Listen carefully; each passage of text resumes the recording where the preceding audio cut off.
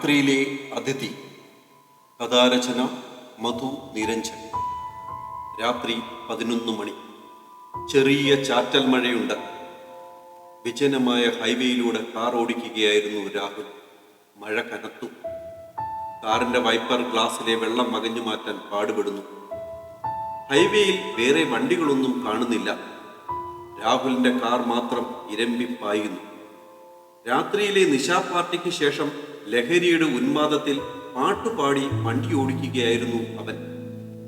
പെട്ടെന്നാണ് ഹെഡ്ലൈറ്റിന്റെ വെട്ടത്തിൽ റോഡരികിൽ ഒരു രൂപം തെളിഞ്ഞത്. ആ മഴയത്ത് ഒരു സ്ത്രീ തനിയെ റോഡിന്റെ സൈഡിൽ നിൽക്കുന്നു. അവൾ കാറിന് നേരെ കൈവീശി കാണിച്ചു. രാഹുൽ ബ്രേക്ക് ചവിട്ടി. ടയറുകൾ റോഡിൽ ഉരസി കാർ നിന്നു. ഗ്ലാസ് താഴ്ത്തിയപ്പോൾ കണ്ടത് സുന്ദരിയായ സ്ത്രീയെയാണ്.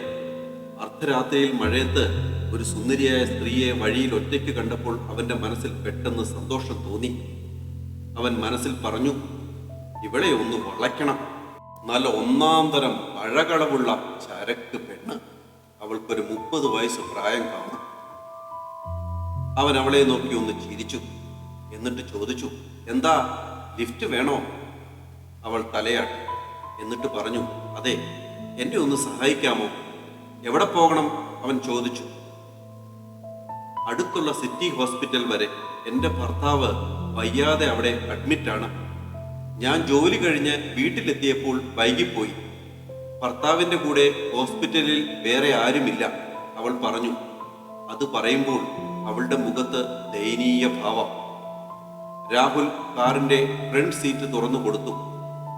യാത്രയിലുടനീളം അവൾ ഒന്നും സംസാരിച്ചില്ല. അവൻ കണ്ണാടിയിലൂടെ അവളെ നോക്കി.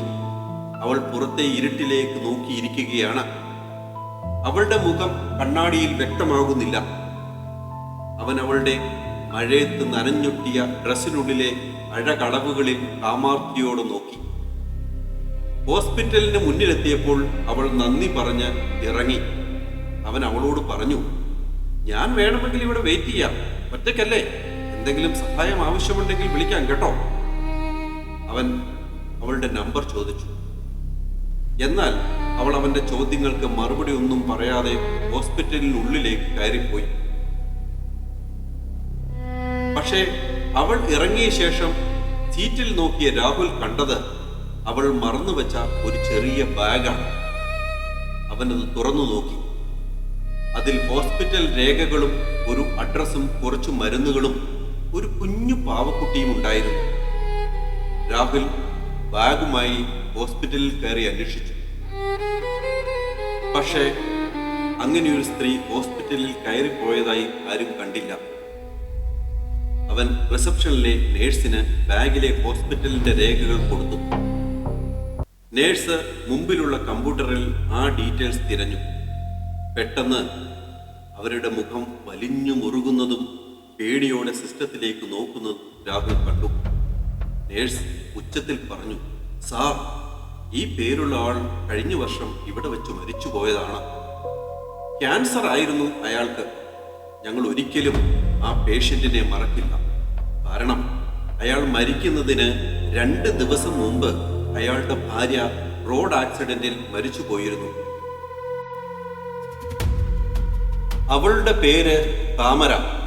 അന്ന് രാത്രിയിൽ പെട്ടെന്ന് അയാൾക്ക് അസുഖം കൂടിയപ്പോൾ ഹോസ്പിറ്റലിന്റെ സ്റ്റോക്കിലില്ലാത്ത ഒരു മരുന്ന് ഡോക്ടർ പ്രിസ്ക്രിപ്ഷൻ എഴുതി. ആ മരുന്ന് വാങ്ങുവാൻ വേണ്ടി ഹോസ്പിറ്റലിന്റെ കുറച്ചു ദൂരെയുള്ള മെഡിക്കൽ ഷോപ്പിലേക്ക് പോയതാണ് അവൾ. അപ്പോഴാണ് റോഡിൽ അവളെ ഒരു കാർ ഇടിച്ചിട്ട് നിർത്താതെ പോയത്. ഏറ്റവും സങ്കടകരം എന്തെന്നാൽ ആ സമയത്ത് അവൾ 4 മാസം ഗർഭിണിയുമായിരുന്നു. ഭാര്യയുടെ മരണവാർത്ത അറിഞ്ഞ് 2 ദിവസം കഴിഞ്ഞപ്പോൾ അയാളും മരിച്ചുപോയി. അവരുടെ 2 പേരുടെയും മുഖം എന്റെ കൺമുമ്പിലുണ്ട്. ഒരു സുന്ദരിയായ സ്ത്രീയായിരുന്നു അവൾ. സാറിന് എങ്ങനെ കിട്ടി ഈ ബാഗും ഡീറ്റെയിൽസും? നേഴ്സ് അത്ഭുതത്തോടെ അവനെ നോക്കി. രാഹുൽ ഒന്നും പറഞ്ഞില്ല. അവന്റെ മുഖം വിളറി വെളുത്തിരുന്നു. വിശ്വസിക്കാനാവാതെ അവൻ പുറത്തേക്ക് നടന്നു. പുറത്ത് മഴ ശക്തി പ്രാപിച്ചു. ഭയങ്കരമായ കാറ്റടിക്കുന്നു. അവൻ ഓടിപ്പോയി കാറിൽ കയറി. കാറിന്റെ ഡ്രൈവർ സീറ്റിന്റെ മുമ്പിലെ കണ്ണാടിയിലൂടെ പിന്നിലേക്ക് നോക്കിയ അവൻ ഞെട്ടിപ്പോയി. പിൻസീറ്റിൽ ആ സ്ത്രീ ഇരിക്കുന്നു. അവൾ പതുക്കെ ചിരിച്ചുകൊണ്ട് പറഞ്ഞു, രാഹുൽ, കഴിഞ്ഞ വർഷം എന്നെ ഇടിച്ചിട്ട് നിർത്താതെ പോയ ആ കാർ ഓടിച്ചിരുന്നത് നീയല്ലേ? രാഹുൽ ആ ദിവസം ഓർത്തു. ഒരു വർഷം മുമ്പ് രാസലഹരിയുടെ ഉന്മാദത്തിൽ വണ്ടി ഓടിച്ച് താൻ ഒരാളെ ഇടിച്ചിട്ടിരുന്നു. പേടിച്ച് വണ്ടി നിർത്താതെ പാഞ്ഞുപോയ അന്ന് ഇരുട്ടായതുകൊണ്ട് താൻ ആരെയാണ് ഇടിച്ചതെന്ന് കണ്ടിരുന്നില്ല. രാഹുൽ പേടിയോടെ തിരിഞ്ഞ് അവളുടെ മുഖത്തേക്ക് നോക്കി. അവളുടെ മുഖം ചുവന്നു തുടുക്കുന്നതും കണ്ണുകൾ ചുവന്ന അഗ്നി പോലെ തിളങ്ങുന്നതും അവൻ കണ്ടു. അവൾ അവനെ നോക്കി പൊട്ടിച്ചിരിച്ചു. ഇനി നിന്റെ ഊഴമാണ് രാഹുൽ. നിന്നെ പോലെയുള്ള തെമ്മാടികൾക്കും മയക്കുമരുന്ന് അടിമകൾക്കും മരണമാണ് ശിക്ഷ.